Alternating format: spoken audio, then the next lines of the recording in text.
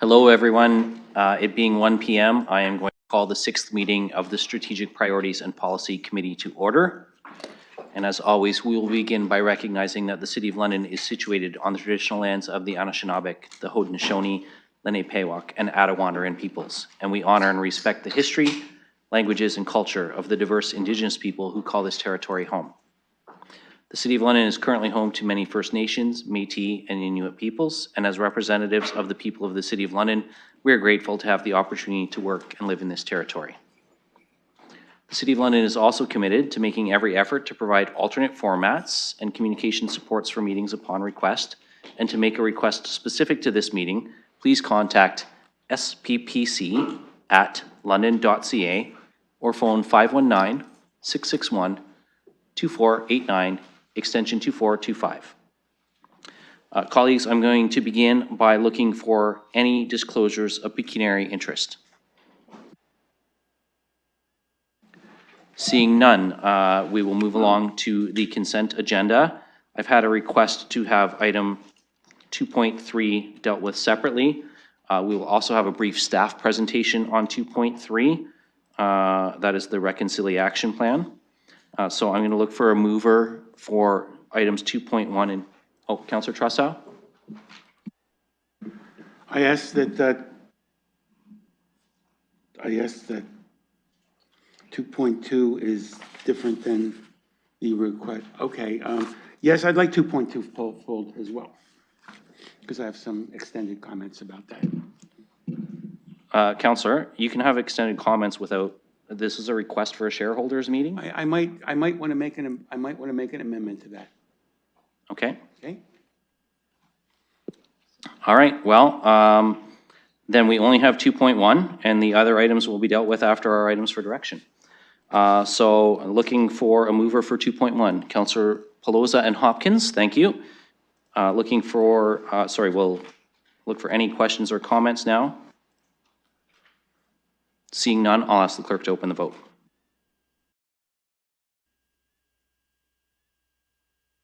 Trusso votes yes.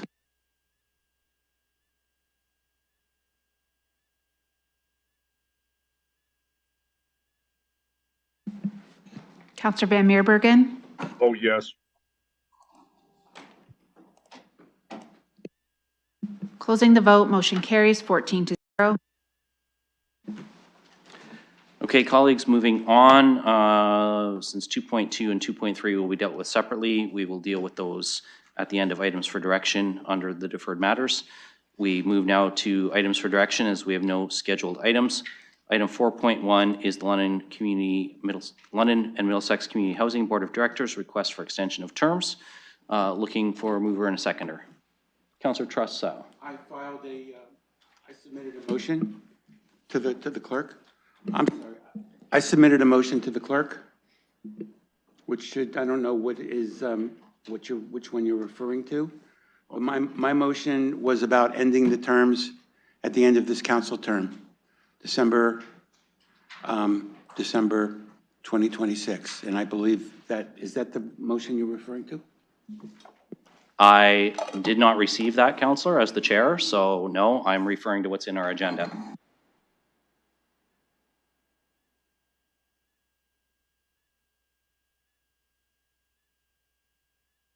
It was submitted to the clerk, and I believe it's been loaded into the system.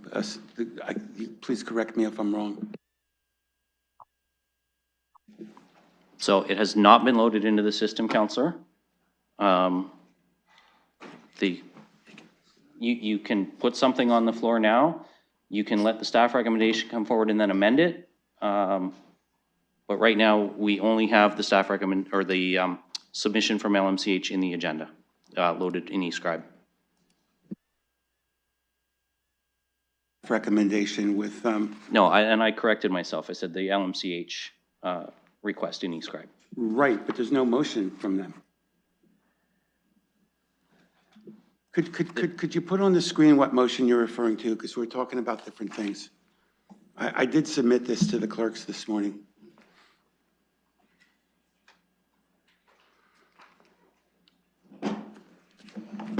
So, Councillor, if you want to read what you submitted to the clerks, you can just move that now rather than what's in the report. You were the first speaker I went to, so if you want to read that out now as an alternate motion, you can do so. I will find the email that I sent to the clerk and try to read it from my screen. Can one of the clerks help me? Yep, Ms. Corman can read that out. Thank you. She will need the microphone, though. That the following actions be taken with respect to the London and Middlesex Community Housing Board of Directors. Part A, the term for Phil Squire, Chair, London and Middlesex Community Housing Board of Directors be extended from December 31st, 2024 to December 31st, 2026. And B, that the term for Greg Thompson, London and Middlesex Community Housing Board of Directors be extended from December 31st, 2024 to December 31st, 2026. It being noted that the SPPC received a communication dated April 7th, 2025 from Paul Chisholm, CEO, London and Middlesex Community Housing with respect to this matter. Counselor, does that capture your intent? Yes, exactly. And I thank the clerks for putting that I thank the clerks for putting that in proper language. Okay, so we'll look to see if there's a seconder for that.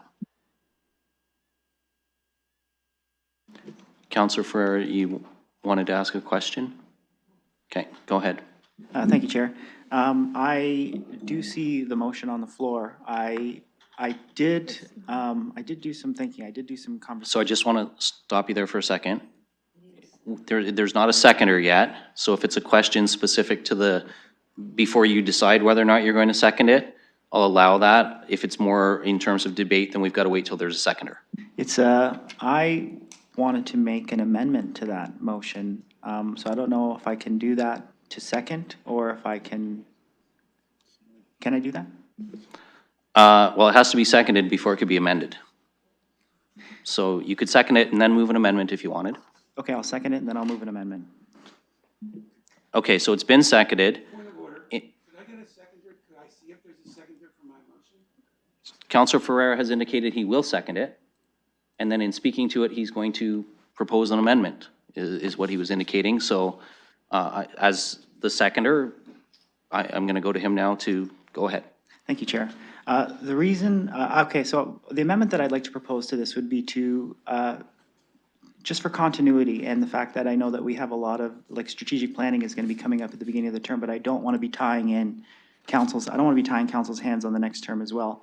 I was thinking a way to kind of hit both of my concerns that I'd like to address is to extend the term until September 2027, which would put us about 7 months into the new term, and that would allow the new council to go through the strategic plan, all the planning that it goes into that, also to be posting that documentation out to the public once we finalize that strategic plan, and also allow the new members, the potential new members of LMCH to be able to read that new strategic plan and use that in their applications and use that in their future planning for the board.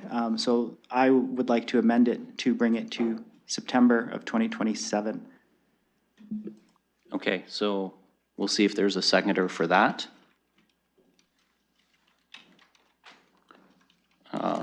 Counselor Hopkins. Yeah, I'll second it just to have a further conversation here. Thank you, Counselor. I was hoping someone would do that because I was prepared to do the same thing. But thank you for putting your name to that. Okay, so we have a motion now on the floor, an amendment to the motion from Counselor Trosao to change the term to September of 2027. So that's where we are. Now I'll look for questions, comments, speakers. Counselor Pelosa.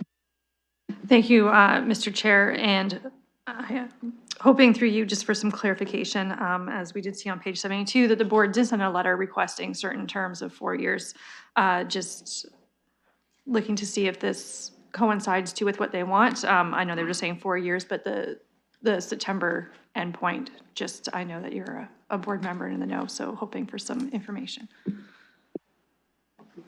Well, this was the board recommendation, but I'm going to perhaps See if Counselor McAllister wants to comment, just as I'm chairing, so you don't have to, Counselor, but as the other board member, I'm going to give you an opportunity so that I don't have to leave the chair if possible. Thank you, and through the chair, I mean, it's my understanding in terms of the appointments that are being, the additional terms that are asked for, to have the continuity, but also recognizing we have a large turnover on this board. We have found some members who are willing to continue their service, which is much appreciated, but ensuring that we do have some continuity on the board because we have had to fill a number of vacancies. Sometimes these terms are shorter, but ensuring that there is that institutional knowledge that carries forward into the next term. Counselor Pelosa. No, thank you for the extra explanation. I appreciate it, knowing that it wasn't required, so I appreciate it and happy to support it. Looking for other speakers. Counselor Trossow. Well, I think asking for, through the chair, asking for a 4-year extension, I think is excessive. And yes, we want continuity, but we also want accountability. And I am not willing to bind the next council and tell them that they cannot make these appointments. I'm willing to talk about an extension. Maybe it should be through December, maybe it should be, as the counselor suggests, in October. Either of those would be acceptable. But I think to say that we should extend it for the full 4 years is excessive. And the other thing that I just want to remind people in light of issues that could arise with respect to board members is the board members in any event do serve at the pleasure of council. And if I'm wrong about that, I would very much like to be corrected because that's my understanding. We are going to have a very serious meeting in June talking about their performance. And I can tell you from the emails and the phone calls that I get, taken together with the resident survey, there are a lot of problems with this agency. And I'm not sure in the end that I won't get ahead of myself. I'll just say I'm not willing to do the 4-year extension right now. And I'm looking forward to their presentation in June, because I know there are going to be a lot of other members from the public who come to that and ask to talk to us as delegations. And we're going to have to make some decisions, and we might have to make some changes. So this is one of the other reasons why I'm not willing to grant such a long extension. Thank you. Counselor Hopkins. On the amendment, Councillor Farrer, I appreciate the amendment. I am supportive of it. I think it does make sense to have the next council determine whatever their strategic plan will look like to deal with the next board. It does make sense to leave it with them.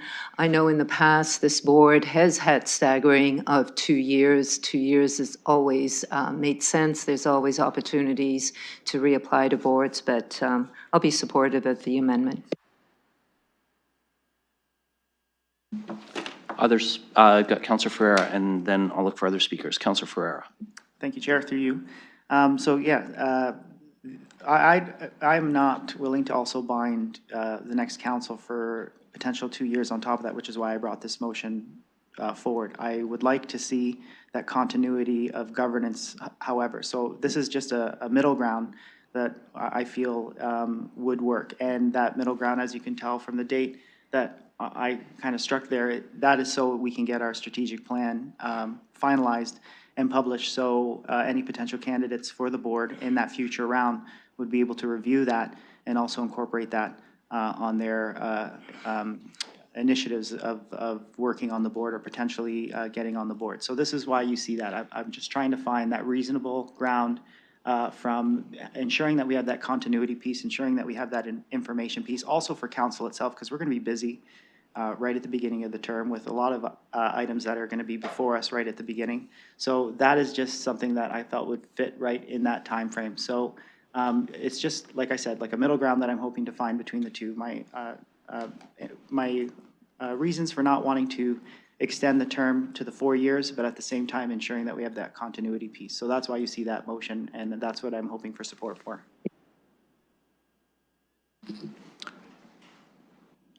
Councillor McAllister. Thank you, through the chair. I will not be supporting the amendment and the motion that preceded it. I'm in favor of what was suggested to the board for what I previously spoke to. I think we actually have a very good functioning board right now in terms of having the tenant perspective, community at large, and then the experience that Chair Squire has also brought to the board. So I will not be supporting either of these. And I would like, if these are defeated, I would put the original board motion on the floor. Thank you, Councillor McAllister. Councillor Van Meerbergen. Thank you, Chair.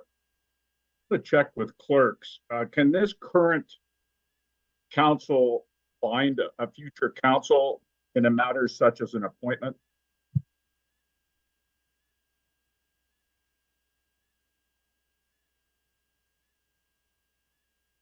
In other words, can a future council override?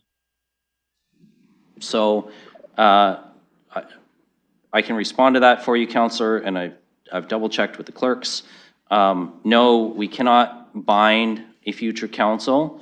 A future council could certainly, and Councillor Trossau referenced this himself, board members serve at the pleasure of council. A future council could recall any or all board members, change the board composition, et cetera, in the future. There's a process to that. You know, there could be changes to the shareholder agreement or to bylaw appointments, but certainly a future council could change the composition or membership of the board at its discretion in the future. Okay, so in other words, these motions are redundant. We can easily go with the original motion.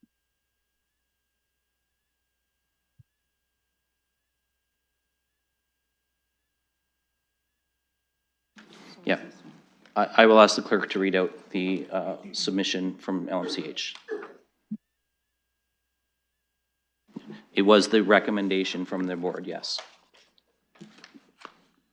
Has it been, okay. That the board approved the following recommendations. 1, approve the recommendation to reappoint Phil Squire to the LMCH Board of Directors for an additional term of 4 years. 2, approve the recommendation to reappoint Greg Thompson to the LMCH Board of Directors for an additional term of 4 years. 3, approve the recommendation to reappoint Kathleen Savoy to the LMCH Board of Directors for an additional term of 4 years. And 4, authorize the board chair and chief executive officer to work with the city clerk's office to facilitate this request. 5, authorize LMCH staff to take the necessary steps to give effect to the above recommendations.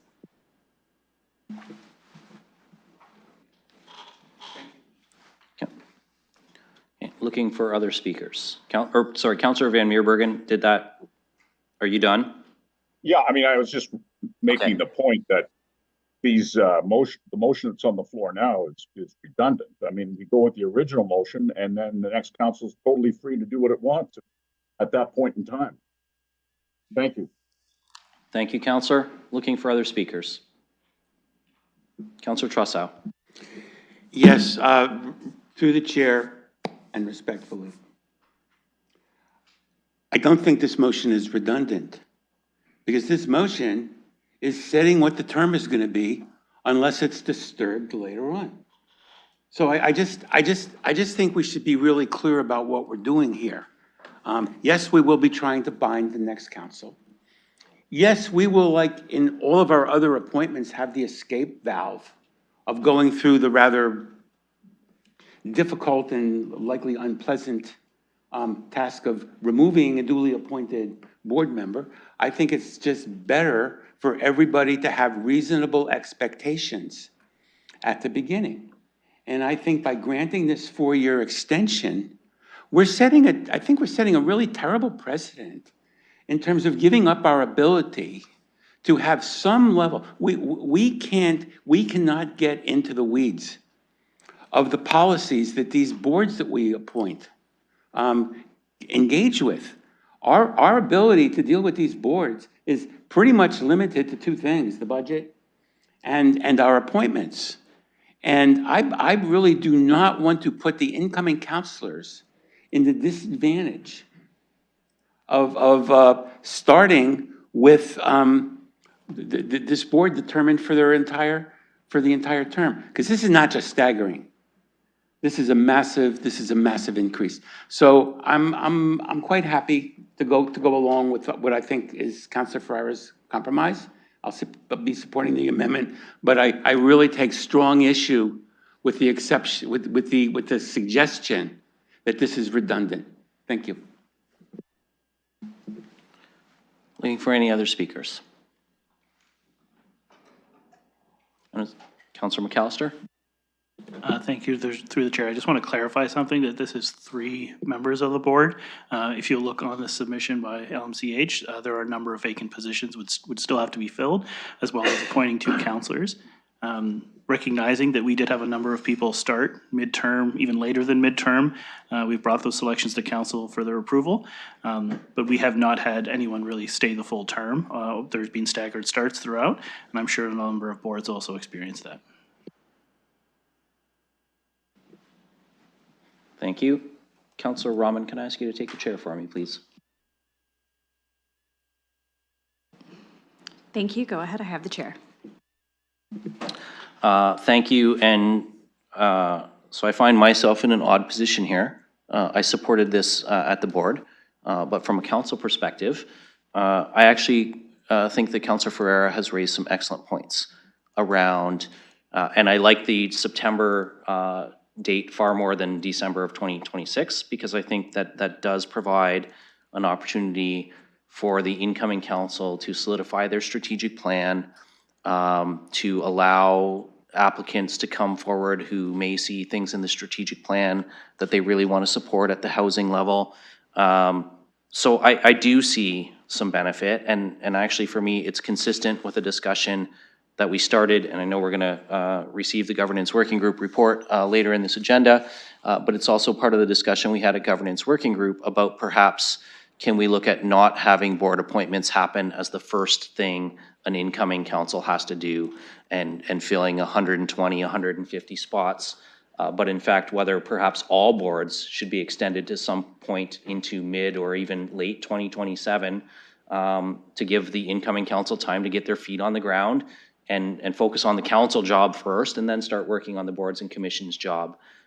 So I can support the 2027 from a council perspective. I continue to support the 3 names that have been brought forward. I think personally they've done incredible work on the board. Kathleen Savoy has been, in the time that I have been on the LMCH board, the most outstanding tenant rep we have had come forward. She's contributed a great deal to the board. Greg Thompson is very new to the position. We've only had him for a little over a year.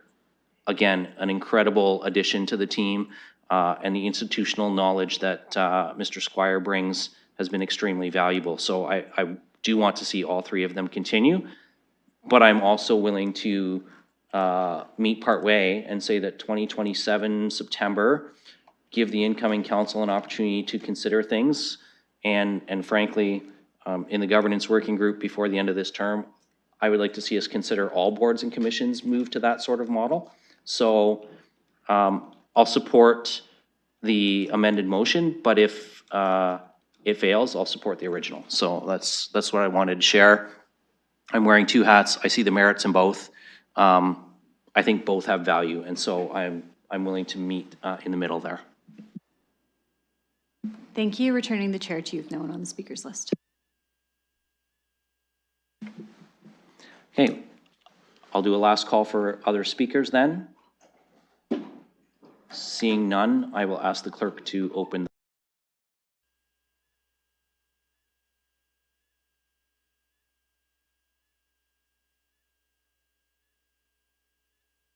I'll vote no.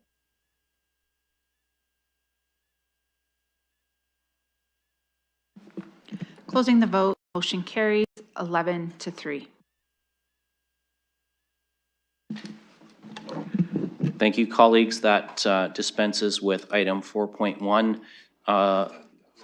Oh, sorry, that was an amendment. Now we've got to deal with the main motion as amended. Taking cues from Councillor Lehman at PEC a couple days ago where we were skipping that as amended piece. But we'll put the main motion as amended on the floor now. Are the same mover and seconder okay, Councillor Ferreira and Councillor Hopkins? Seeing nods, so we use the same mover and seconder for the main motion as amended.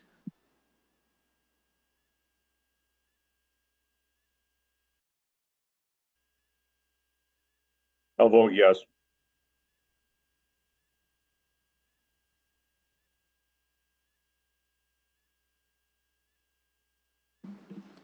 Closing the vote, the motion carries 11-3. Thank you, colleagues. Moving on, now we will move to item 4.2. This is the Canada Disability Benefit. There were 3 of us who signed. As the chair, I'm going to just stay in the chair. I'm going to see if Councillor McAllister and Councillor Cuddy want to move their motion, as well as if they want to move, I'm just going to see if you want to move their request for delegation status at the same time. I'm seeing nods from both. So we'll have to deal with the delegations first. So I'll ask the clerk to open the vote to approve the delegations. We'll hear from our delegate. Move to the motion that's on the floor. Councillor Hopkins, you had a question? Oh, okay, you were good.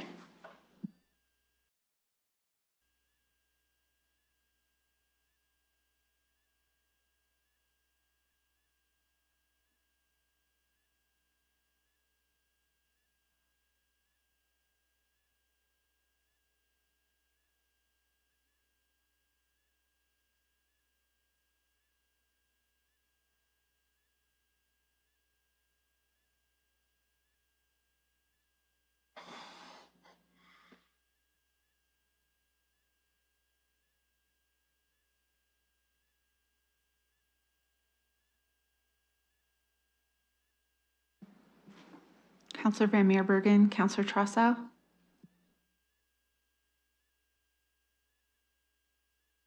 I'll vote yes.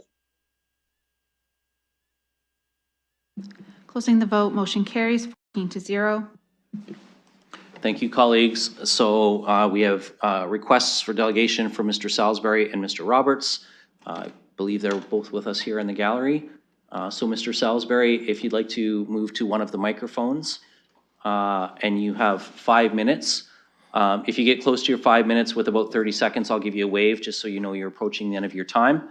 And when you're ready, if you would like to begin. I'm ready. I'll start with, my name is Jeffrey Salisbury, and I'll like to thank the councilors for bringing this motion forward on my request.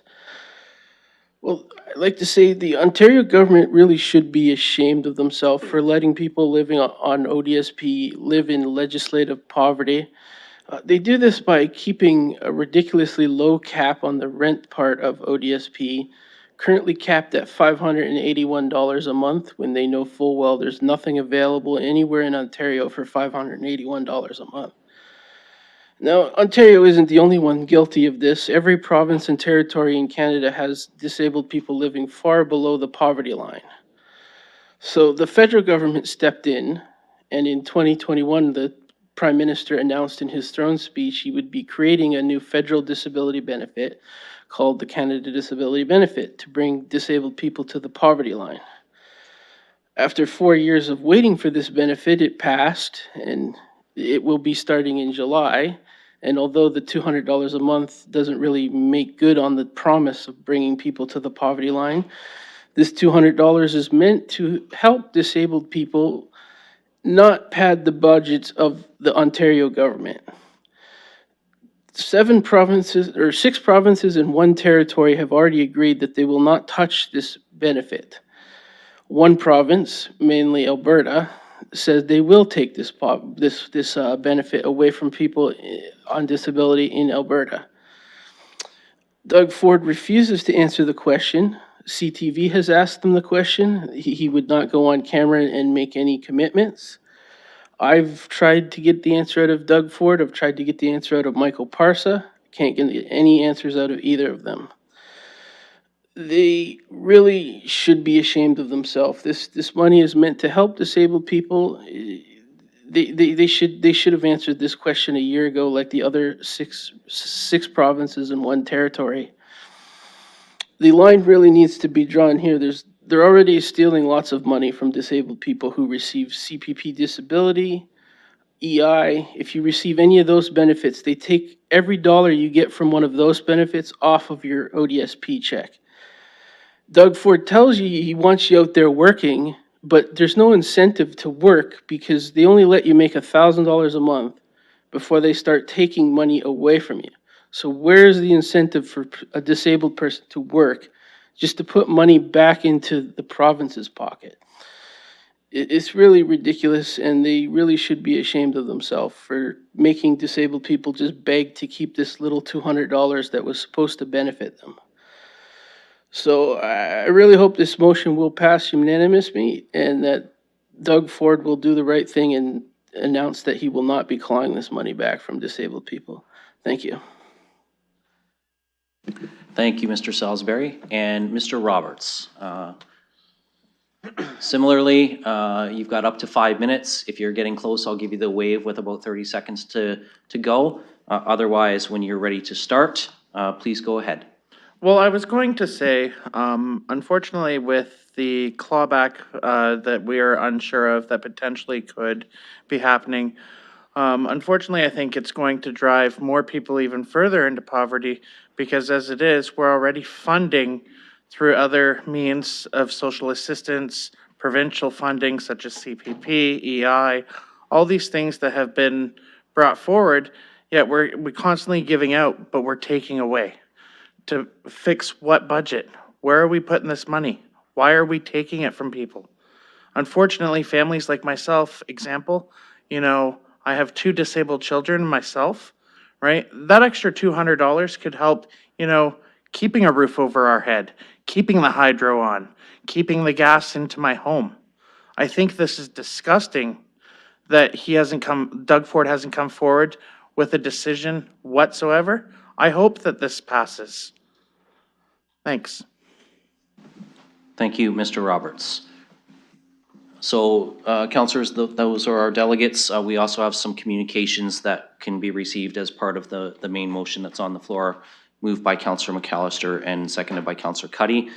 We will open the floor now to members of council for questions, comments, debate. Looking for speakers. Councillor McAllister. Thank you, through the chair. I think we heard it quite clearly from the delegates. We've seen it in other provinces. We should not be taking away money that is desperately needed for folks who are living on disability. Any additional money should go towards them. I know this is still not going to lift people out of poverty, but we absolutely need to keep every dollar that we can from other levels of government in the pockets of those who need it most. So I'm very happy to support this, and I hope my colleagues will as well, because it's very important. Thank you. Thank you, Councillor. Councillor Cuddy. Thank you, Chair, and through you, and I want to thank you, Chair, for helping Councillor McAllister and I put this together, bring it forward to SCCP. I also like to thank the delegates today, Mr. Salisbury and Mr. Roberts, for coming forward and speaking on this really important issue. And Chair, this dovetails quite nicely with what we saw on Webster Street at 1270 and 1280 Webster Street 2 years ago, when many people were being charged, exorbitant rates for their apartments that they hadn't been in for 20 years, and they were on disability and they couldn't afford to pay it. And we'd had this discussion, and we met with our provincial counterparts and had this discussion, and really we haven't made any progress on that on this file. So thank you again for bringing this forward. I thank you again for the delegates who have written in, and also for those who came in to speak today. Thank you. Thank you, Councillor. Looking for any other speakers. Councillor Tressa. Well, through the chair, thank you so much to the delegates for coming. These are things that we're aware of, but having you here in our chamber talking to us makes us aware about it. in a very personal level, and thank you to the counselors for bringing this forward. I guess my question, though, is there something else that the City of London could be doing, and I guess this is addressed to perhaps Mr. Dickens, I don't know. Are there other things that the city could be doing to ease the burden, make life easier, help people who find themselves in these terrible conditions? Well, I can go to Mr. Dickens. It's, with respect to provincial policy, I'm not sure how much more he can comment, but Mr. Dickens, go ahead. Thank you, and through you, Chair, that's correct. City of London Civic Administration, we act as the consolidated municipal service manager for the delivery of the Ontario Works program. We, however, are not the service manager or have any jurisdiction over the Ontario Disability Support Program, the ODSP program that's referenced here and in the letter attached on the agenda. There are a number of things Civic Administration already does to support people of low income through our discretionary benefits program for those on OW and ODSP, as it relates to a number of health-related or personal-related items that we can assist with, as well as a number of council-supported financial investments as it relates to rent subsidies and things like that. Thank you very much. The only other thing I want to say is there was a very, very compelling report on CBC this morning about how London is one of the jurisdictions in Canada that's going to get hit, that the people in London are going to get hit the hardest by the tariffs. And this is going to, I think, have a very disparate effect on people of lower income. So this is very timely. So once again, I thank you for bringing this. Looking for any other speakers? Councillor Ferreira. Thank you, Chair. I'll be quick. So full support from me on this motion. I really appreciate the councillors, all three, bringing this forward, and the mover and the seconder. I think that it's also very timely, as already was spoken to, especially considering we're going to be in a bigger crunch than we already are, considering the tariffs and the fact that we're a really heavy industrial or manufacturing sector here. And I would also say, just knowing kind of what we've seen in the past, you know, this is not something that's out of the blue. Like we've seen, I guess, in some shape, way, or form, this type of potential funding coming from another level of government or an action from another level of government coming in and the province pulling back funding for that. And then we've just seen that. I could reference, you know, the secondary schools situation where we do have kind of the subsidies coming from the province, and then with the international students and kind of how that's all played out, and we haven't seen any funding for that, and we've seen a wind down. So this is something that's very timely, and I do see similarities in that. So I do hope that the mayor has success in his advocacy to the province, and I'm really hoping that we continue that stream of funding. So thank you again. You're going to see my full support on this here and at council. Thank you, Councillor Ferreira. Councillor Pribble. Thank you, and I would also like to thank Mr. Salisbury, Mr. Roberts, and also Mr. Salisbury mentioned that he has addressed the provincial government, and he, according to him, he did not receive an answer to this topic. My question is actually to one of my colleagues who put this forward, and also the mayor, because if you are requesting, I would like to hear his feedback. But my question is, if any one of you have certain inclination or signs that this would be the case, that the provincial government would be doing. I did some research and I didn't see anything in this kind of case that they are considering it or they are planning to do it. So I just wanted to get a feedback from any one of the individuals who made this motion, if they are aware of certain things like this, and also if we are requesting in both points, Mayor, I would like to get his feedback as well. Thank you. Thank you, Councillor Pribble. So I guess I'll start. I'll see if either of the other signatories of the letter want to add anything, as well as the mayor. I will say from my perspective, the concern is that there has not been a commitment made when other provinces and territories have. And in fact, 6 other provinces and territories have made a commitment not to. One has made a commitment, in fact, to claw back, and from Ontario so far, we have had a bit of what I would call radio silence it's been non-committal. That's not to say that they necessarily would. It's not to say that they necessarily wouldn't. But following a provincial election and with a provincial budget to come in, the next few weeks, this seemed like an opportune time. I have long been a proponent of the municipality cannot backfill for provincial responsibilities, but I do think we have the ability to be an advocacy voice, particularly if other municipalities can join in that advocacy. And so that was why I was supportive and co-signed the letter to bring this forward. Councillor McAllister or Councillor Cuddy, did you have anything that you'd like to comment on? Councillor McAllister? Thank you to the chair. Yeah, it's my understanding in terms of we haven't received any sort of commitment, as was indicated by the delegates. The question has been posed a number of times and no answer has been given. And from my understanding with letters that were received from other municipalities in the other provinces, they wanted to make it explicitly known that the clawback didn't happen.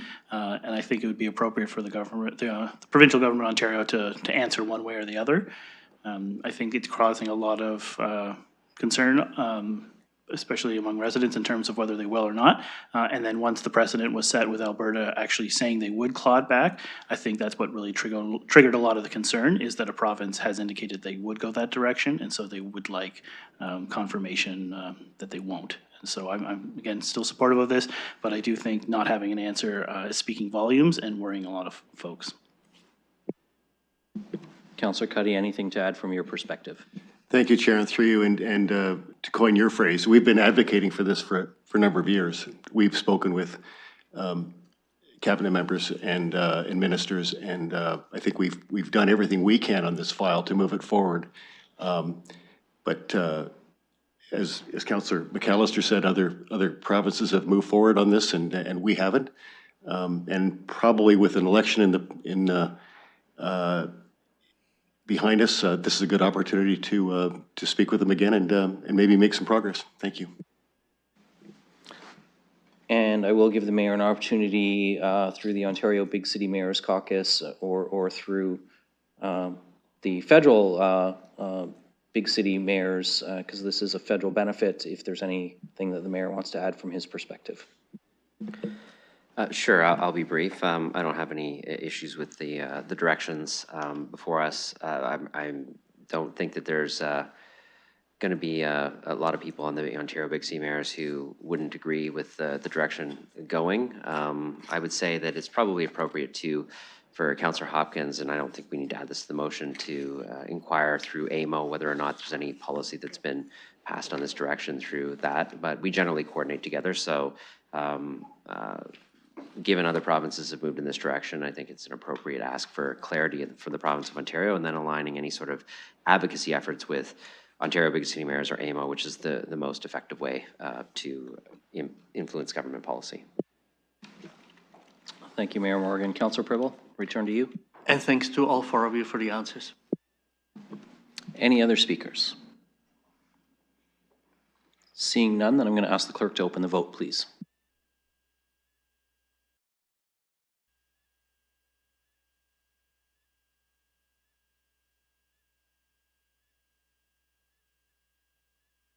I'll vote yes. Closing the vote, motion carries 14-0. Thank you, colleagues. So that concludes our items for direction. We will move down to deferred matters and additional business now. And the first item on the deferred matters is the first report of the governance working group. This isn't a report that gets presented because we're not at council. This will be presented as part of the SPPC report at council. But you do have the information in your package. Looking to see if there's a mover and a seconder to receive this. Councillor Cuddy and Councillor Stevenson. And so that's on the floor, and looking for any discussion.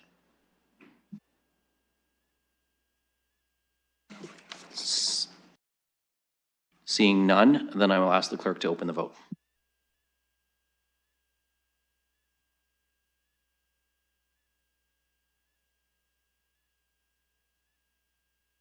I'll vote yes. Closing the vote, motion carries 14-0. Thank you, colleagues. The next item on the deferred matters is the added municipal diversity plan for appointments to London Police Services Board. This was an added, and staff actually worked to address this arising from a question from Councillor Stevenson at Governance Working Group. I'm going to just give Ms. Paulette an opportunity if she would like, because it was an added, if you want to give us some preliminary or an overview of why we're receiving this today as an added, and then we'll look for a mover and a seconder. Thank you, and through the chair, and thank you to Councillor Stevenson for flagging this issue at GWG. Under the Community Safety and Policing Act, municipalities are required to develop a diversity plan for appointments to the Police Services Board. There was some confusion over the creation of the plan, and once the councillor flagged it for us, we completed the plan and we're presenting it to you for review today. This is something that aligns with the work that civic administration does with the anti-racism, anti-oppression framework, as well as the equity tool. And it also aligns with 2023 endorsement by council as to a process used with the interview when council is appointing members to the board. So happy to take questions. Thank you. So we'll look to see if there's a mover and a seconder to get it on the floor to frame the discussion. Then we'll move by Councillor Rahman, seconded by Councillor Hillier. So that's moved and seconded, and now we can go forward with questions, comments, debate. Councillor Stevenson. Thank you, and thank you for getting this to us quickly. I did want to ask, because I know that we're out of compliance, that this was due April 1st, and I just wondered from a proactive, how do we avoid this situation going forward? I wondered, is there no guidance from AMO? I'm just wondering how we as a municipality are aware of legislative changes like this, and if there's something that we could advocate or do to improve the chances of this not happening again. Ms. Paulette? Thank you, and through you. This one is a little bit unusual because typically the Police Services Board they do have their own diversity plan and that sort of thing, and it's a little strange where the onus was on the municipality. So it's one of those items where it's sort of straddled two separate areas. I don't know that AMO provided any guidance on this, but usually it is something that we look at, and we do have appropriate deadlines and that sort of thing. Ms. Datersbeer, you wanted to add something to that? If I could, through you, Mr. Chair, and I do want to respect the fact that our team, and specifically under the leadership of the city solicitor, took this on, and thank you again to Councillor for identifying it to us. We were aware of it. I think it's really important for us to know that we do monitor legislation and requirements of legislation. There were some discussions that happened in this organization with respect to it. We've now spoken with the police about it. They're involved in this discussion as well, and I've spoken to Chief Trong about it as well. When we get notification about changes of legislation, in this case, the understanding of making sure that the policy that we were putting in place was respectful not only of our work here and the work of appointing people to the board of LPS, but also LPS's work as well. So I've talked to Chief Trong about that last week, and he is supportive of this work coming forward.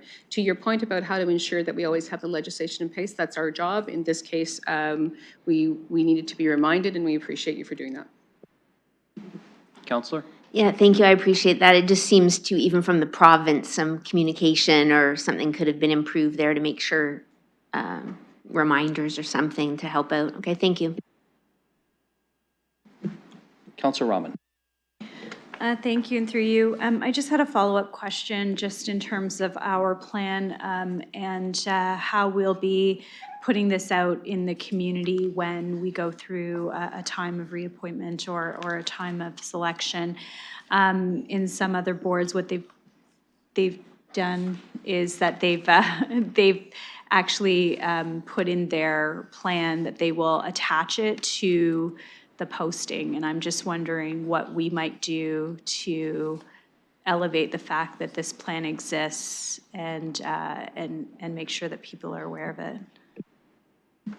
And we will go to Mr. Schulthess. Oh, Ms. Datersbeer first. It's not our intention, Mr. Chair, to fight to answer questions, but I'll start by saying that pending council's endorsement of this, both at SPPC, we will now have a discussion again with the chief to ensure we have a process in place and get back to you as council members, and we can share that in advance even of next week's meeting. But we'll talk to them a little bit about, once this is in place, what the process is. And obviously, I'll pass it to the clerk too for his advice. And we will go to Mr. Schulthess, whose area has the responsibility for getting those postings out. Thank you, through the chair, and certainly in alignment with what the city manager just said, should there be an agreed process where the posting includes the policy, certainly clerks could include that, but we'll see where that lands post discussion. Thank you. Councillor Rahman? Thank you. And there is a line in this policy that says this also means fair representation of all geographic areas of London. And I'm just wondering, has that ever been contemplated before in selection for the police board? Ms. Pollitt or Ms. Datersbeer?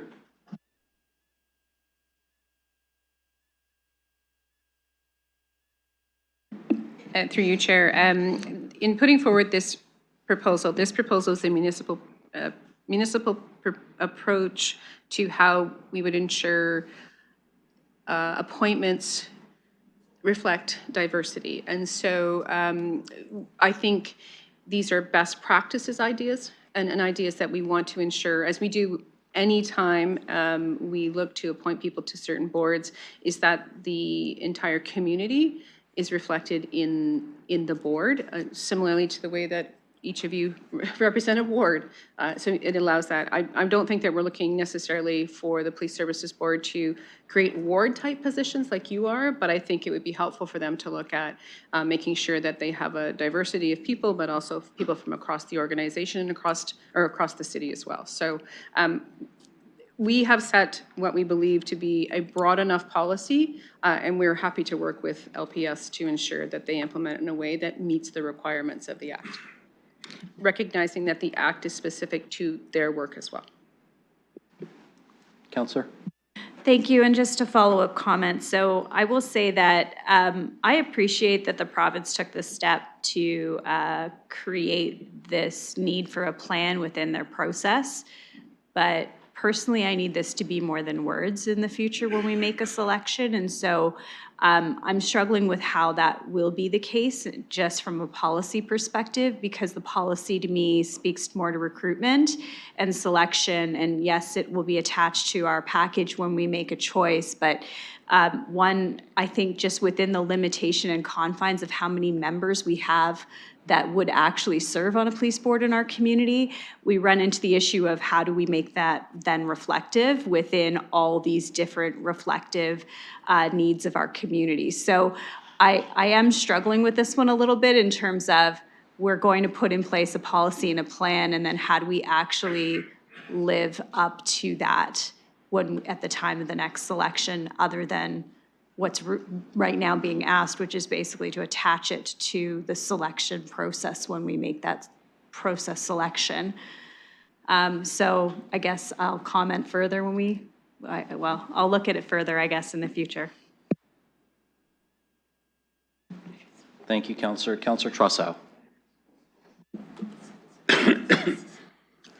Direct question through the chair. Are we in compliance with these requirements right now? Ms. Pollitt?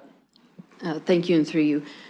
So we are not in compliance. However, there's no repercussions for not being in compliance.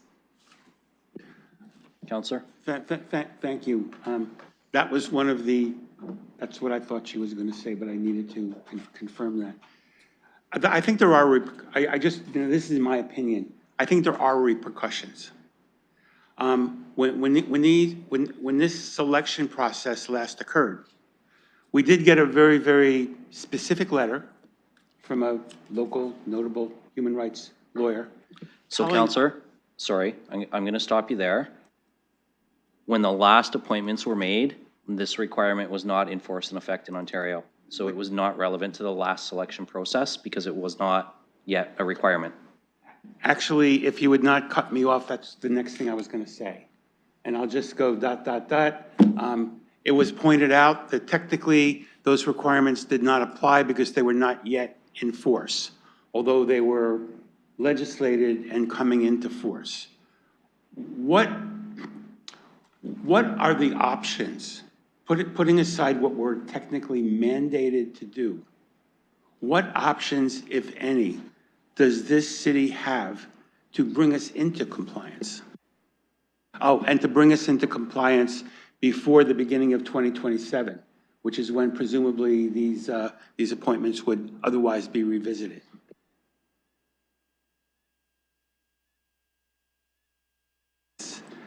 That's a question to whoever wants to take it.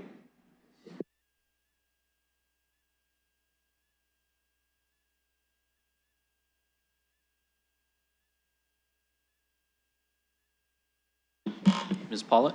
Thank you, and through you. So in order to be in compliance, a municipality has to have the plan and post it on the internet. Counselor? Okay, well, I'll let this go for now. But I think the next council is going to have to look at this very carefully, not just in terms of technically what do we have to do to comply with this by posting something on the internet, but actually effectuating the purpose of these requirements. And I'll just leave it at that for this council term. Any other speakers? Seeing none, then I'm going to, Counselor Stevenson? Yeah, thank you. I just wanted to say that I need more time to look at this, so I'm going to support it now, but I do want to spend some time looking at this prior to council. I too had concerns about the last process, and I think this plan, I really want to look at it from that lens to avoid what I found very troubling was the experience that we had with this posting last time based on people's interpretation of legislation that hadn't even passed yet. So now that it is passed and now that we are developing this plan, people are interpreting it, and I'm just concerned for what happens to people when they put their name forward to serve our community and they suffer real or perceived reputational harm through some of the things that are said that, council can't control necessarily. It's what people in the public are saying. But if there's something that we can do in this plan to provide real clarity that could perhaps avoid what happened the last time, that's what I'm going to be doing as I prepare for the next council meeting. Thank you, Counselor. Ms. Daters-Spear, did you want to offer a comment? If I could through you, and I appreciate the comments made by the councillor. I think the comments that have been made by councillors has been about the process of the mechanism by which the city goes through the process of defining those who want to be candidates for a committee, whether it be the Police Services Board or otherwise. I think I want to be clear that this is our requirement under the Act to ensure that there's diversity on the Police Services Board. The mechanism by which we identify who those people are is a city process that happens through the clerk's office, through the regular processes. So if there are concerns about that, I would say that they're not as part of this. They're part of the procedural process that we have as it relates to identifying people. If it's more broadly than that, and I want to be clear about that, that was my thinking. I'm not sure I've made that better, except to say that I think there's two processes in place that are relevant to this situation based on what the comments have been made. Thank you, Ms. Daters-Spear. Councillor Stevenson? Yeah, thank you. I do agree that there's two opportunities here, and there is an opportunity here to potentially, I don't know if it's possible, honestly, to prevent what I can see might happen in the next few appointments. But if there's anything that we can do here, then I'd like to look at it with that lens. And then I do think we have a lot of work to do on the other part too, as to how we walk that out and how we protect people, fellow counselors, and our public from the interpretation that is being made and was made at the last time around what this means to commit to a diversity plan. Thank you, Councillor. I have no one else on the speakers list. Last call. I'm going to ask the clerk to open the vote.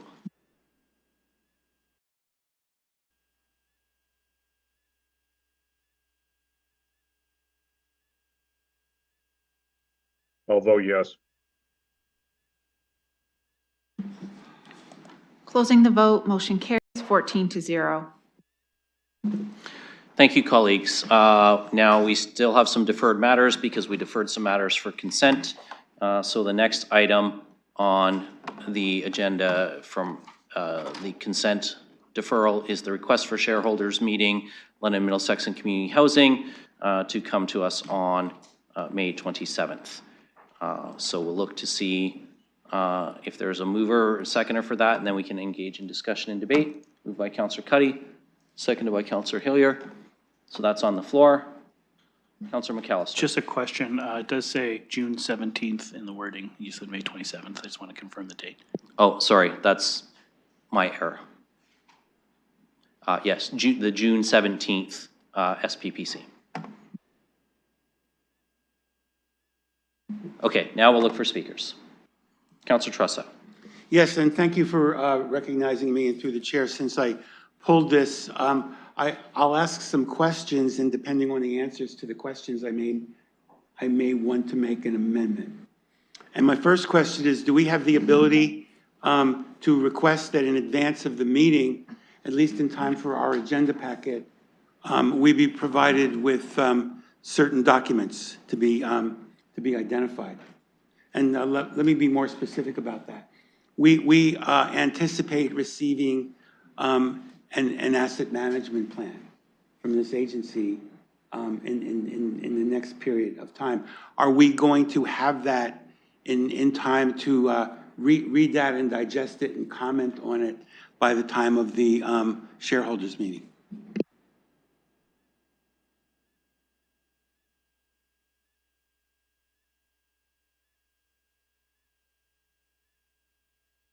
And I guess I don't know who Not sure, sorry, Councillor, I'm not sure who you want that directed to. LMCH is not here, so.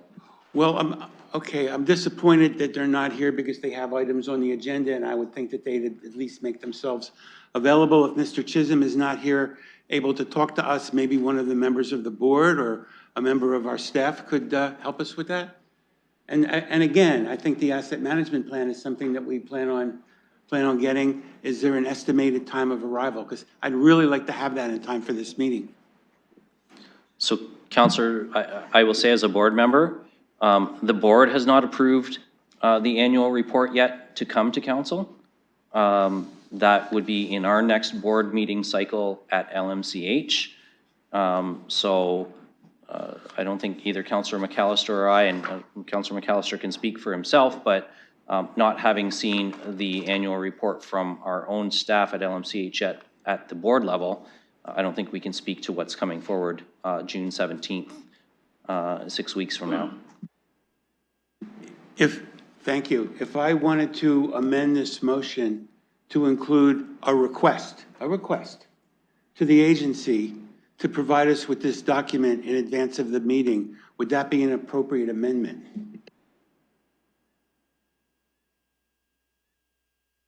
I'm going to give I'm going to consult with the clerk for a moment, but I'm also going to see if either Mr. Murray or Ms. Datersbeer can comment on the asset management plan, because there was a piece where this was not in sync with another schedule. It was being worked on. I don't know if if either of you can comment on where the asset management plan development with LMCH is specifically.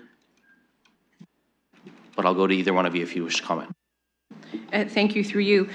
We are advised that it's the intention to have the asset management plan come before this committee in the next cycle of this committee structure, so we're hoping before the end of May.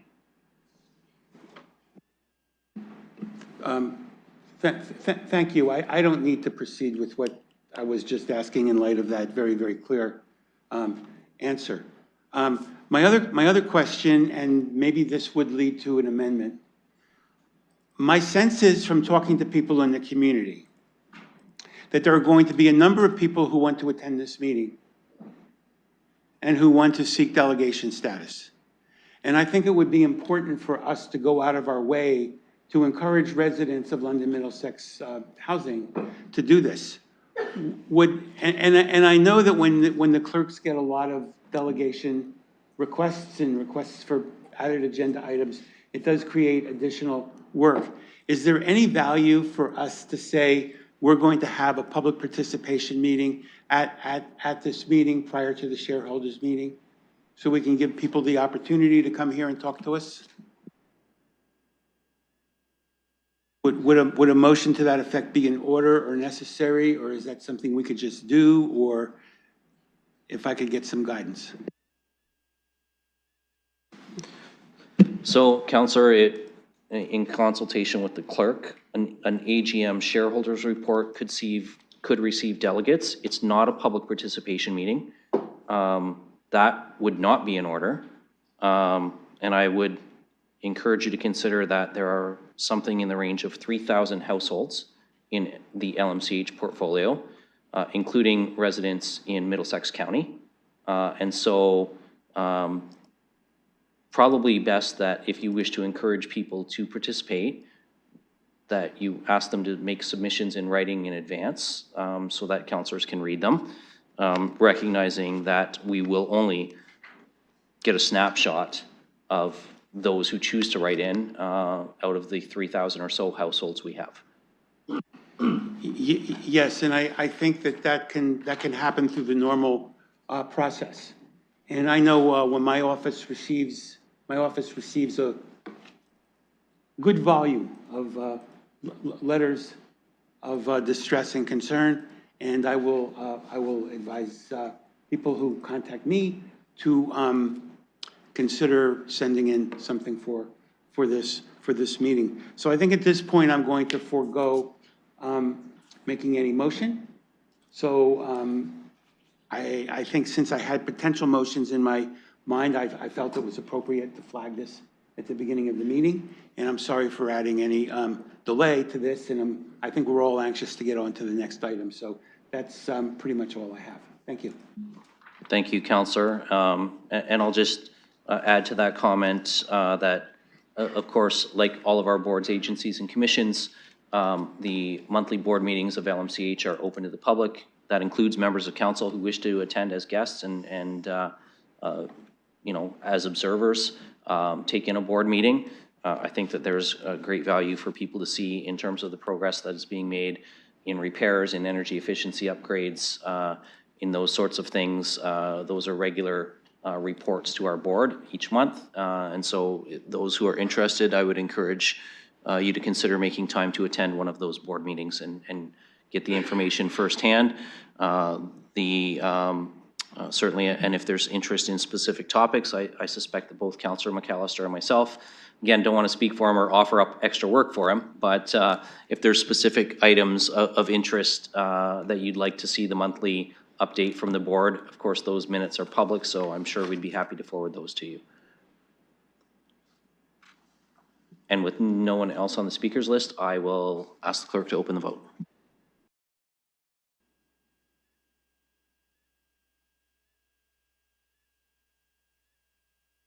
I'll vote yes. Closing the vote, motion carries 14-0.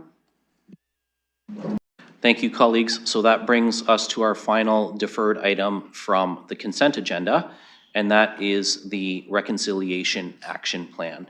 I'm going to ask colleagues, just so we can, again, frame the discussion, can we get a mover and a seconder? Councillor Ploz, I believe you had circulated Part B that you wanted to add, so I'm going to see if you want to move the staff recommendation with your additional clause, and then once that's on the floor, we're going to go to Ms. Antone for a brief staff presentation before we engage in debate. Thank you. I did circulate Part B, and it was clerked, that Civic Administration be directed to forward the Reconciliation Action Plan to Tourism London, LMCH, and London Public Library Board, realizing they were actually referred to within the report, just to make sure that the information goes out. So I'm moving A and B. Okay, so, and second from Councillor Rahman. Okay, so we have that on the floor now.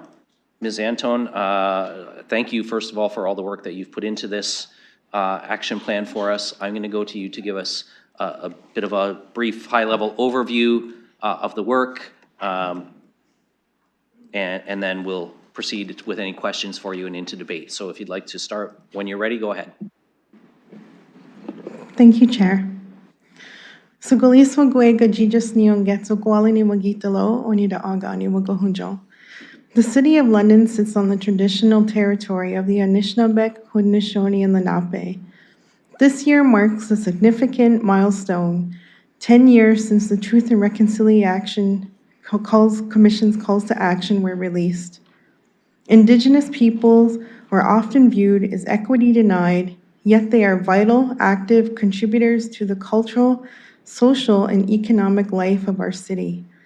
They are part of the fabric of London's community, and their voices matter just as much as those of any other resident. It is essential that our actions reflect this reality and ensure that Indigenous people are valued, seen, and heard in all aspects of civic life. In 2024, we engaged many respondents from across the Indigenous communities in London, as well as Indigenous community organizations and partners. Through surveys and focus groups, we gathered valuable insights into the needs and experiences of Indigenous residents.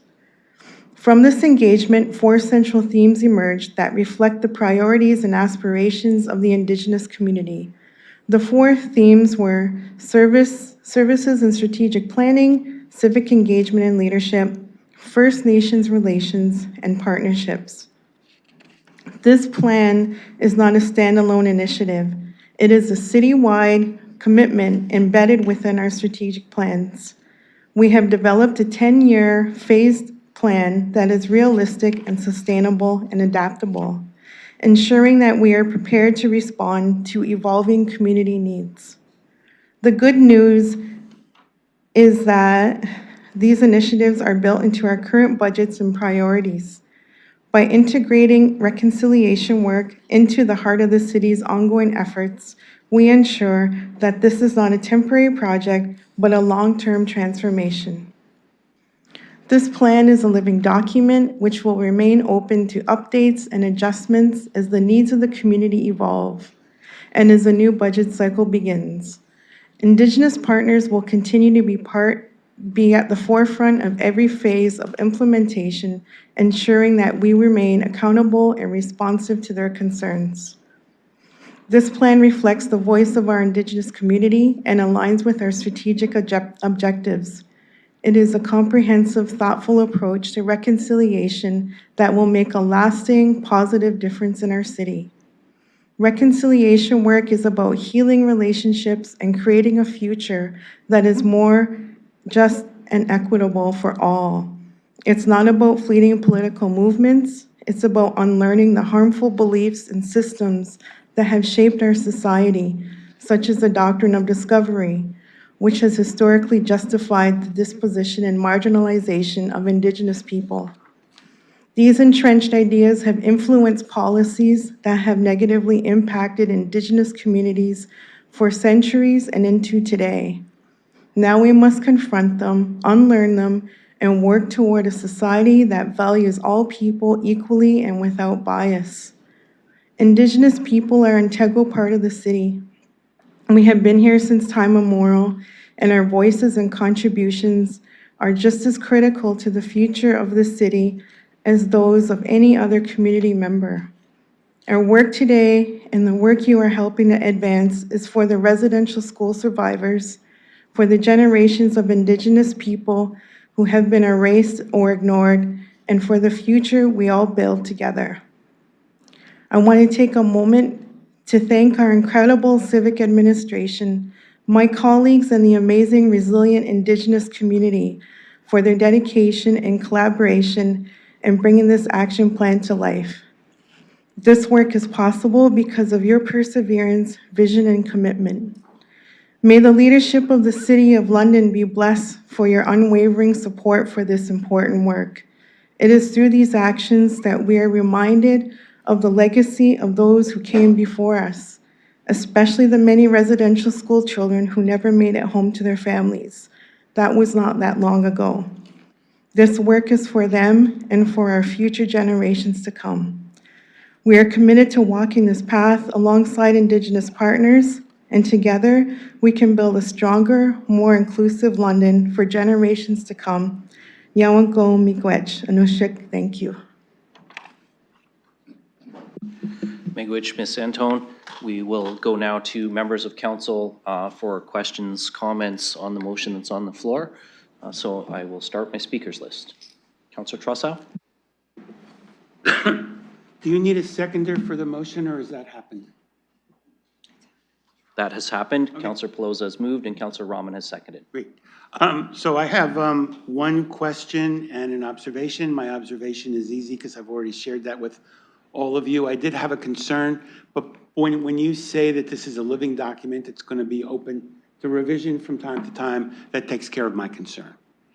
There are developments that are happening regarding a variety of issues, including the homeless file, and I think we can look forward to seeing some additions made to this living document. I need to say that there are few things that come through my packet that are actually inspirational and fun to read and make me really happy that I received the document, and this was one of them. And I'm sure many of my colleagues are going to tell you what a wonderful job you've done with this, and don't take that lightly, because if we don't like it, we'll tell you that. But I do have one question, though, and that is under the heading of 5, honesty.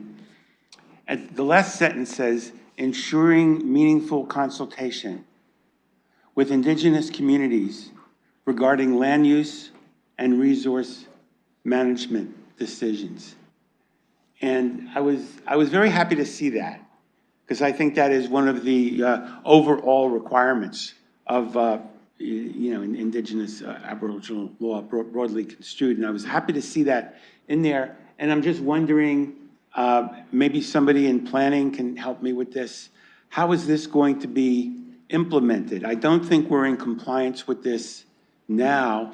And I also note that there was just an amendment to our notice procedures from the planning committee that will be coming up to council. And I'm just hoping that there's not a conflict between what's in that amendment and what's in this on page 11 of the report. So could someone help me with that? Mr. Mathers? Through the chair, this is absolutely complementary to the work that we do, and as it's highlighted in the London plan, the need and the expectation of doing this type of consultation and work with Indigenous communities. So very much complementary to what we're doing now, and very much and aligns with what we want to do in the future as well. If I could push on that a little bit through the chair, could you just elaborate on that a little bit? What do we do when a development application comes through? How do we go about that extra level of consultation, which I believe does go beyond what the minimum requirements of the Planning Act are? Mr. Mathers. Absolutely, through the chair. So firstly, we have a circulation list that goes beyond even the City of London boundaries and goes almost to a provincial level to ensure that any Indigenous communities that are interested in our applications have the notice of that application. On more significant applications, so maybe citywide applications, and that's the expectation of what we put through this with these additional actions is to have that direct reaching out, especially to those neighboring Indigenous communities as well. So we are doing that with a number of the different large applications. So we're at the Rethink zoning process. We're actually reaching out and going into the community to meet with folks, to be able to ensure that they understand some of the ramifications and some of the benefits of some of the changes that we're making to Indigenous communities and their culture. Thank you, and I'll just close this question by saying, while many of these are zoning applications, there are a lot of other things that are noted on our Get Involved list that do involve public consultation, things like the mobility master plan. So while this reads zoning and land use, I'm taking that broadly. So thank you for entertaining that question. Well, Councillor, if you'd like, I can also go to Ms. Scher with respect to consultation with regard to infrastructure projects. You referenced the master mobility plan, so I don't know if she has anything to add. I'm kind of throwing this at her out of deep center field, but Ms. Scher, did you have anything you wanted to add with the consultation your teams do? Thank you, Mr. Chair, and I'm absolutely happy to share. The team in Environment and Infrastructure has had a long-standing set of guidelines with respect to Indigenous engagement for infrastructure projects. It is a legislated requirement, but it's also an ethical and moral requirement for us to engage with municipal to nation about the projects that are being built on traditional lands. So the level of consultation engagement would vary from notification for minor projects like repaving to involvement in a more detailed and specific way for things like the W12A landfill expansion, the mobility master plan, the Springbank Dam project, anything that's involved with the shared waterways, our new One Water master plan. So this is a guidelines that we are updating now and will be updating in consultation with our neighboring nations, and we look forward to refreshing them and making sure that we're following evolving best practices as well. Thank you very much. Looking for other speakers. Sorry, I did have Councillor McAllister, and now I have Councillor Pribble after Councillor McAllister. Councillor McAllister, go ahead. Thank you, through the chair. Really appreciate this coming forward. I think it's long overdue. There's a lot of important themes in here. I did just have some questions. Theme 3 for me, I think it was great that we had the meeting with Oneida, recognizing we haven't been able to connect yet with Chippewa, the Thames, or Muncie, Delaware. But I'm wondering, in terms of the intergovernmental relations component of this, I personally see a lot of value in this. I think just having that interaction between the elected officials, knowing what their needs are, how we can assist. But I'm just wondering, in terms of this plan, is there any sort of mechanism in place to have meetings called, but then also to have reports back to us in terms of the work that's ongoing and how we can support that moving forward? Ms. Datersbeer, where are we going on this? I'll start with Ms. Datersbeer and let you pass it off to others as appropriate.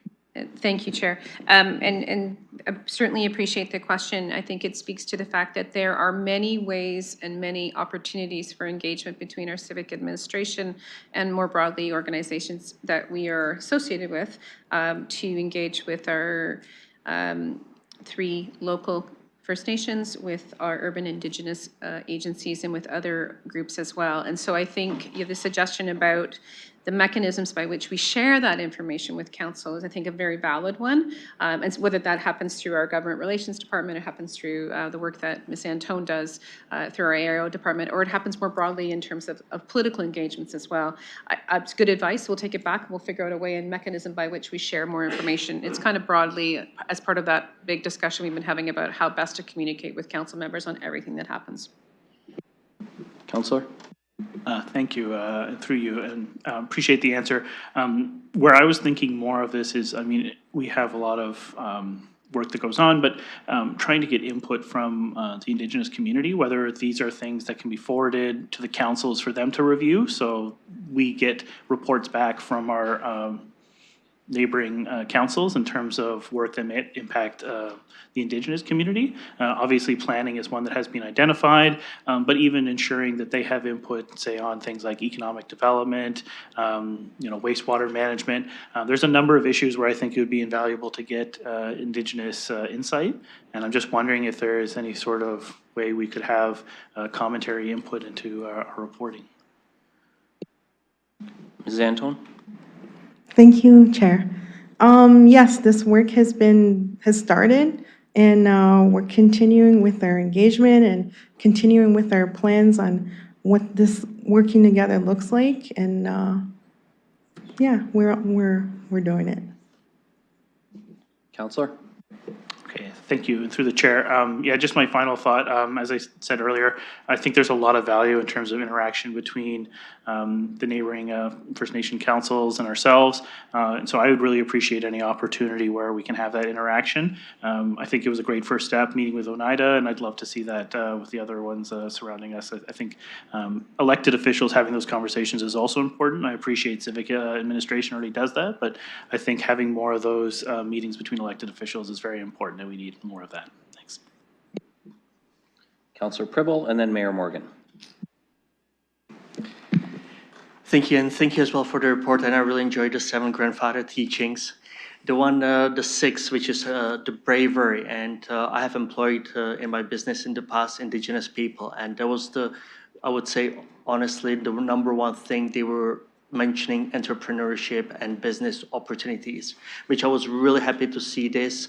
And my question is this: when it's stated, and so I clearly quote, prioritize creating economic development and employment opportunities, what will be kind of the next steps? It's a great saying. It's this: how this will be developed. We have implemented throughout the City Hall kind of the implementation plan. Is this going to be kind of the similar process, so we certainly stay on the right path and actually deliver such the entrepreneurship and business interests?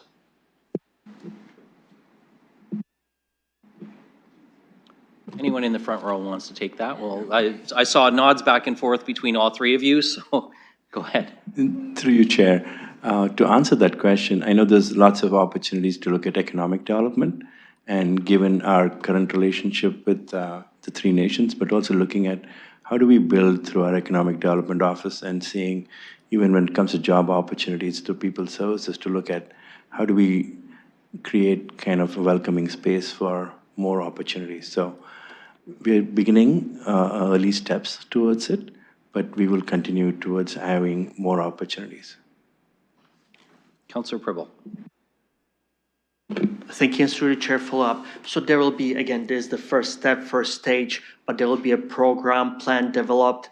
So we have, as I said, kind of a recall and within the city implementation plan, so we stay on track. So it will be developed so we can see if we reached our goals, targets, and if certain things didn't come through or as we hope for, so we can evaluate these opportunities or kind of learn from the past, move into the better future. Through you, Chair, immediately after council approval, the next big step from Santon and the ARAO team is to look at an implementation plan. So we will be going back to all the business units to look at how we kind of measure them, how we will implement them, and at what stages. Because it's a 10-year window, we're looking at creating a bit of an opportunity to see what we can do immediately and what we can do over the next phase of the plan. Thank you. Councillor? Thank you as well. No more questions. Mayor Morgan. Yes, I'll say a few things. I appreciate very much the work that's been done and our engagement on it over the last number of months. I also want to thank everybody who was engaged with in the development of the document. It wasn't just our staff doing a report, but a significant amount of time outreach in a variety of different ways to seek feedback. And so the willingness to give honest and straightforward feedback is valuable and allows the document to be as comprehensive as it is. And so I just wanted to say, pass along our thanks to our staff, but also obviously extend those thanks to everybody who participated in the consultation process and the development of it. Through the chair, to a comment that Councillor McAllister made, I found great value in the council-to-council meeting as well, and I know the chief and the councillors did as well. But what I would say is we respectfully offered that sort of engagement out to the other nations, but each one will want to engage in a different way and on their own terms and at the times that are right for them. And there have certainly been engagements with the local chiefs and some councillors and on matters of economic development, urban indigenous populations, and a number of other issues. But I want to say I hear your ask and desire, and I think other members of council would probably share it, to a more personal connection with members of the local nations, and I think that I certainly can endeavor to work with our staff. I will say it probably won't look like the way that Oneida wanted to do it, but certainly we can find, I think, an avenue to find those meaningful connections and engagements at a personal level that I heard really positive feedback from our councillors on with the other nations that maybe feel might not feel as close a connection to because of we haven't gone through the same process. And those are things that are going to happen at different speeds and at different paces and in different ways. So I just wanted to add that I hear what the councillor's saying. I'm certainly willing to work with our staff. I know I do engage with the chiefs regularly, but I can express that desire and open a conversation about the desire that this council has to do some personal engagement with members of those councils as well. Thank you, Mayor Morgan. Councillor Hopkins. Thank you, Mr. Chair, and I just want to maybe just start off just acknowledging that this year is the 10th year anniversary of the Truth and Reconciliation Commission, and from that commission there were, I think, about 8 calls to action for governments, in particular municipalities, to consider. I've been on council 10 years, and I am so excited to see this plan come forward for the next 10 years. And maybe just a few comments that I can make to the plan. I really appreciate the themes. If anything, they're very straightforward. They're very understandable to read, and I really appreciate the services and strategic planning part, especially as it relates to housing. I know there's a lot of work being done out there in the community, and how we build upon that is something that I want to encourage throughout the plan to do. Strengthening our partnerships is also really, really important. And I know it's mentioned in the plan, the London Homelessness Coalition leadership role as we go forward. It's something that I hope will continue and strengthen along the way. The piece around meaningful partnership, I love the word partnership, because one thing I've learned is that it is about partnerships and how we work together. And I think I would like to see, being on council, and maybe just following up on Councillor McAllister's comments around that, I wonder if there is a better way that we as councillors can do a better job communicating, having orientation, presentations, a better understanding about our role and our policies within the Indigenous community is something I need to learn as well. Whatever that looks like, I hope we continue having those conversations going forward.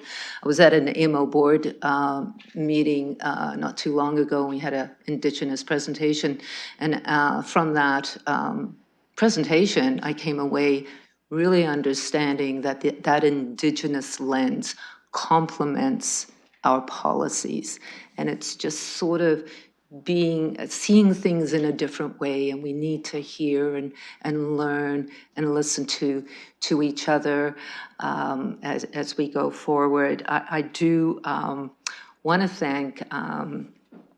I just want to make a comment about the supporting the Indigenous Community Liaison Advisor. I think that's an important piece in the plan as well.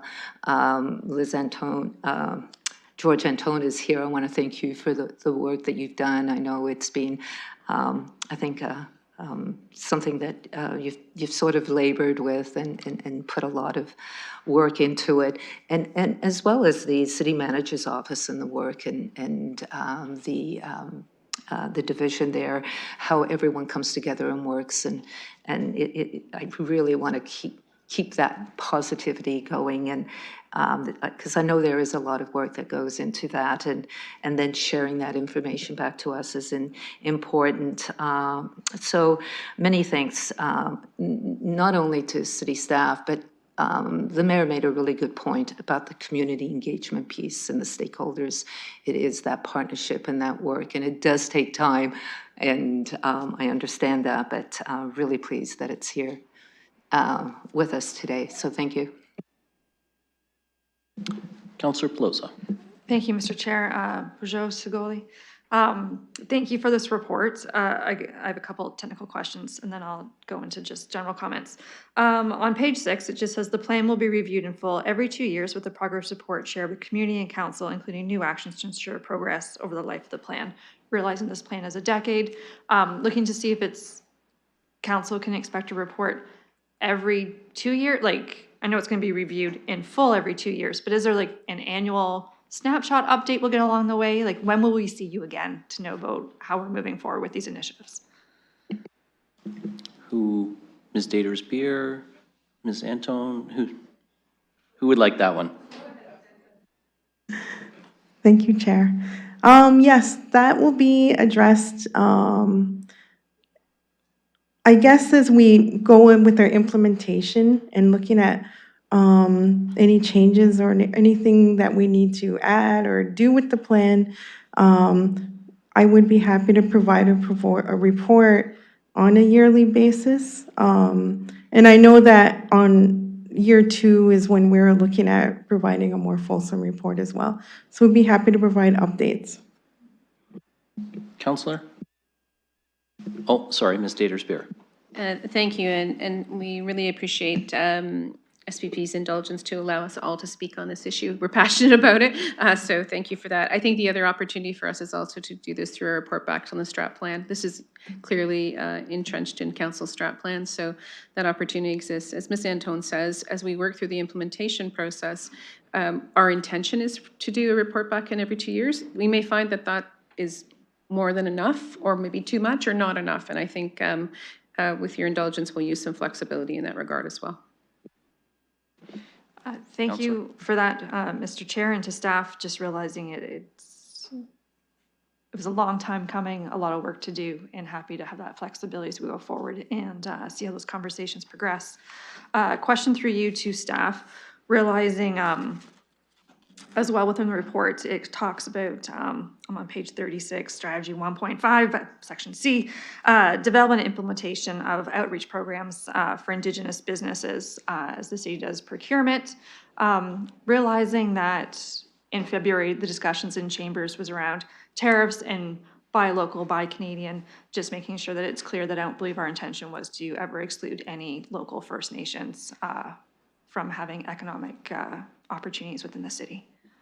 Ms. Daters-Beer. Thank you. That's correct. It's not our intention to do that. And I should have mentioned earlier, too, that we have Indigenous organizations and partners, representatives involved in the economic development strategy as well as we move through that process, too. So we have an opportunity there, too. Councillor? Thank you. Just making sure that we were all on the same page and the awareness was out there in the community, as I had recently had conversations with the London Economic LEDC, just realizing there's economic development on neighboring First Nations and those relationships are already there. So just touching base on that. Overall comments, thank you. A really comprehensive report outlining a long history behind us and hopefully a great path ahead of us to build and grow together, realizing we have many urban First Nation residents in London and especially in the East End, and some pockets in the South with me. Grateful for the work that's been done. I know when I started on city council, we were just still developing a smudging policy, and it was cultural learning internally as well as that got rolled out. I know the first time I did it, people from facilities, security, everyone was in my office because everyone was learning, like, what is this? On Dearness Home, we've seen it roll out with special Indigenous events for all residents there. And here at City Hall and Dearness, even just the red dress day and a red dress going down, everyone having an opportunity to gather in the lobby, public or staff alike, to engage and come together. So just really glad that we're creating this space and a policy as we move forward to help guide us. I've noted the library's already had a part to play in pulling up some historical data, recognizing the history that we've had in the area, and lots of highlights seem to be in here from Tourism London as well, with some great tourism opportunities to bring revenue to the region and highlight the great offerings as well. So thank you for this. I look forward to seeing it, I'd say, come to life and fruition as we move through this process. If we have comments and community feedback as we go through it, looking through you to see which representative would be the best person to send it to. Ms. Stater-Spear, did you want to voluntold a member of your team there? Sure, through you. Definitely through Ms. Antone and certainly supportive of the Aereo team as well. But also because, as she's indicated, there's been so much feedback and input from our service areas as well. That would be helpful too, but we can filter it through Ms. Antone. Councillor, you're good. Councillor Ferreira, I have you next. Thank you, Chair. With the comments from Councillor Pelosa, I agree with them, and your office is always the place to be. So for the smudging policy, I think you said, I'm not surprised that people were there. I just wanted to say thanks to Ms. Antone as well. I thought it was a great report. The attachment to that was very comprehensive. I really appreciate that. So thank you to you and the work that you did there. Thank you to Mr. Sanjay for the work you did there, and Ms. Stater-Spear. I know you all had your hands on this. I do appreciate seeing, and I saw this multiple times in that attachment, just kind of to identify the gaps and recommend opportunities and have recommendations to kind of fulfill those gaps. I think that's a really big deal because that really does. And I also saw this in the document as well, kind of driving that data-informed decision-based making. So I really appreciate seeing that piece right there because it does help to have the knowledge to be able to move forward and really kind of get surgical on finding these gaps in these areas to address. So I really appreciated that. And I did also appreciate, I do got to touch on this, but the Dundas Place events and the Indigenous-led events for Dundas Place. Obviously, the councillor who has downtown, I'm going to make a comment on that, so I do appreciate seeing that as well. So all in all, I really appreciated the report, and I will look forward to seeing what we do in the future, starting here. I did have one question that I wanted to raise. And I do see that in that attachment, it was very explicitly laid out that Truth and Reconciliation will be observed as a date for reflection. So the national date of Truth and Reconciliation on June 21st. For this year, I do know of some areas who have, I don't want to name any names, but there's some associations that I've been speaking with that have set up events for that day, and they were, I guess, maybe unaware of the significance of the date. And I was trying to point out that we should be kind of setting this day as a date for reflection, but I was a little bit late to the game on that for that conversation. So I know that some events are going on. So I just wanted to know, what can we do in the future to ensure that any associations associated with the city is able to know that this date is a date that's supposed to be for reflection itself? And I just want to maybe get your take on that, if just like the appropriateness of events on the same day. So this date coming up for the 21st of June, I feel like I'm not able to wiggle around that for this particular association, but I just want to know, is there anything that we can do in the future to inform any associations that are related to the city to know that we should be kind of holding this date as a date for reflection? Ms. Antone? Yes, thank you, Chair. There is actually Solidarity Day planning that's occurring right now with Indigenous community partners, and it will be on Friday, June 20th. And I believe it will be on the Green in Wortley. And to add to your question, I think we can make sure we have more send-alls and more communication to keep everybody more up to date on things that are upcoming in our community. And we'll keep working on that to make it better. Counselor? Thank you, I appreciate that. I know just in my discussions with the particular association I'm talking with, when they told me that they've already set the date, I was like, well, this may not be the most appropriate date, but I guess there were things that are already set in motion. So that's why I'm just thinking of the future for next year, just to ensure that. So I appreciate the answer and I appreciate the report. Thank you so much for the work. Thank you, Counselor. I have no one else on my speakers list. So I'm going to declare it last call before I get the clerk to open the vote. And seeing none, I will ask the clerk to open the vote.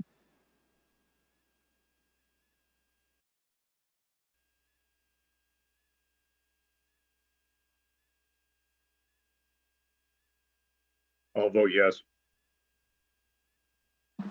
Closing the vote, motion carries 14-0.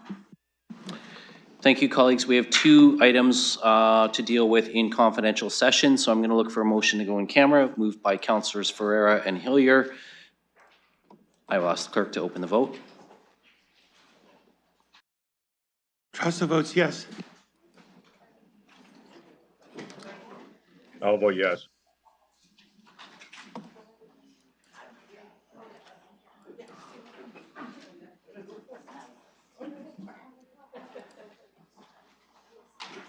Counselor Stevenson?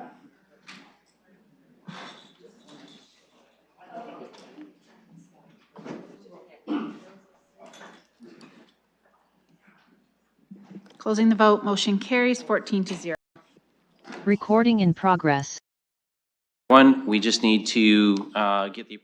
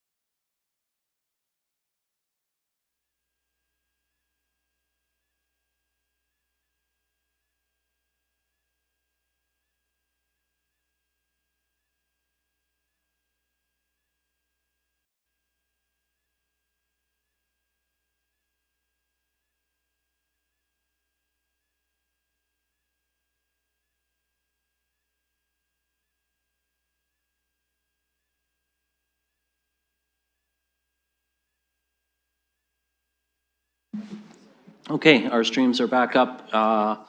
Chambers is reopened and we are back in public session, colleagues. Councillor Rahman, Vice Chair, can I ask you to report out from closed session, please? Thank you. I'll report that progress was made for the matters which we went in camera. Thank you. And colleagues, that exhausts our agenda, so I just need a motion to adjourn. And Councillor Hopkins and Hillier on that one. All those in favor? That motion carries. Thank you, colleagues. We are adjourned. Have a great rest of your day and go Leafs go.